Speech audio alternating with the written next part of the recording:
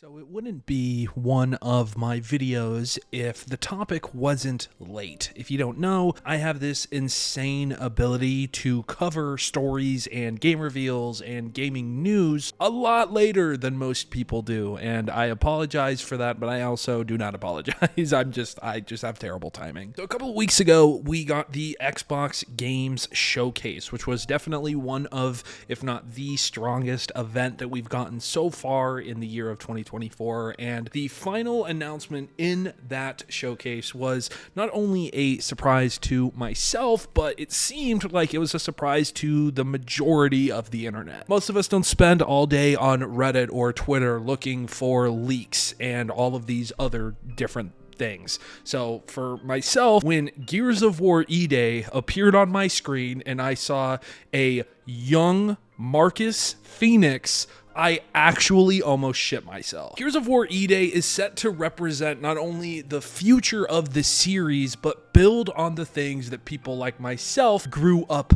loving. I absolutely love the Gears of War franchise. Have the most recent games kind of dwindled the experience? Yeah, but I don't really think that any Gears of War game is necessarily bad, especially from Gears 1 to 3. Now, I'm mainly talking about the main line games, by the way. I've never played any of the spin-offs, but Gears of War E-Day takes place on the Emergence Day, essentially the day the world turned to shit. If you know nothing about Gears of War, essentially Marcus and Dom in the first game are touted as these heroes of E-Day, and we've gotten story and we've gotten to see like small aspects of why, but I believe this is the first time that we're fully going to have a dedicated experience towards this initial event. It seems like the game is going to be taking place pretty much as the Locust invasion happens, which I think could be really, really cool. When I saw the trailer, the first thing I thought of was the opening scene in the original Last of Us game, where you get to experience pretty much the founding steps of the outbreak and people trying to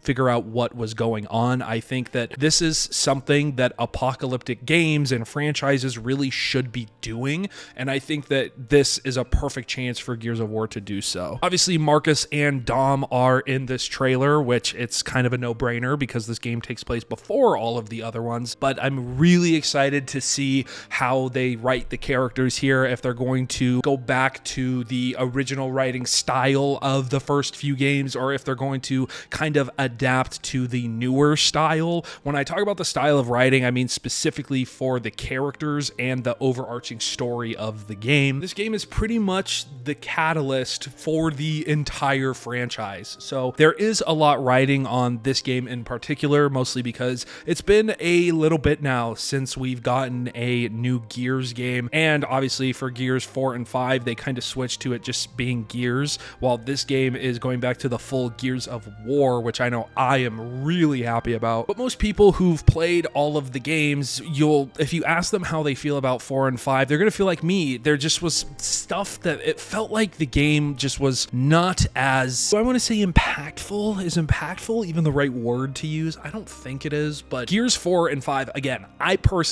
don't think that they're bad games. If you do, that's totally fine. That's your opinion. If you think they're fantastic games, do you, okay? That is your opinion. But to me, Gears 4 and 5, especially 4, I'm still kind of iffy on, they didn't feel like they were anything but kind of flat. I enjoyed all the characters. I think the voice acting was great. I think the stories were good, but just for me personally, something about Gears 1, especially Gears 2 and Gears 3, really just hit home. And again, it could totally be like my nostalgia just influencing my thought process here, which I will admit is definitely a case. How can you blame me? I grew up on an Xbox. Master Chief in the Halo games, especially Halo 2 and Halo Reach, and the Gears of War franchise were some of the first times I ever got to experience couch co-op gameplay, as well as like online multiplayer gameplay, as well as getting invested into a character-driven story. Now in the trailer, we see that Dom is using, is it the knife or like the sword attachment on the gun? It's not the full chainsaw gun yet. Apparently this is the game where, obviously, I mean, it is E-Day, so this is is where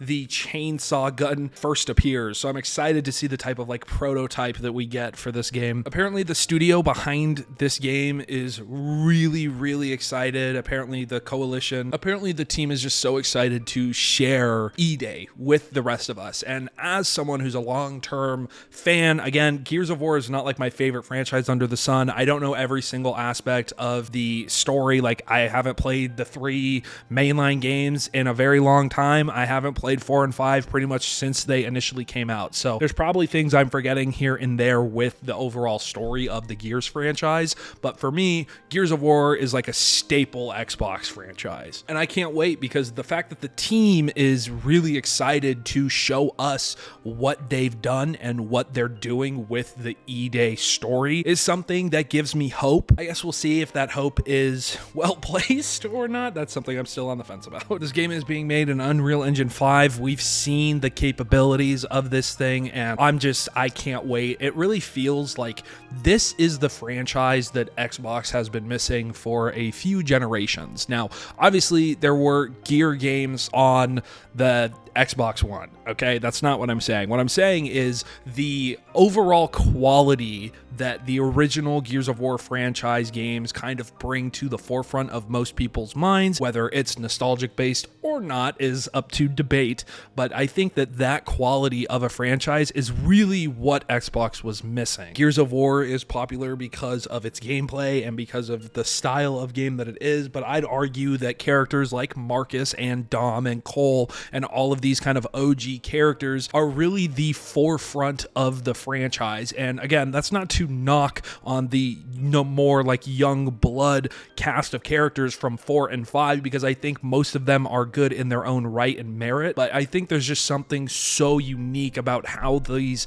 original Gears of War characters were written that it's just very hard to replicate these games' success because of those characters not being as prevalent. Yeah, I can't wait for this game. I'm really excited. Let me know how you're feeling in the comment section of this video. YouTube is telling me that 99% of you in the last 30 days who have been watching my videos are not subscribed. So if you guys could click that button, that would be great. It feels so weird to like input these like YouTuber-esque things into these videos because that's like not what I'm ever like planning on doing. But it's just weird to like be to even see the analytics side of things. Anyways, yeah, let me know your experience with the Gears of War franchise. I'd love to hear it because I love talking to you guys about your experiences. So let me know in the comment sections down below if this is a game you're looking forward to. Again, this game is going to be on Game Pass more than likely, so that's a fucking W in my opinion. But I will see you guys in the next video. Later.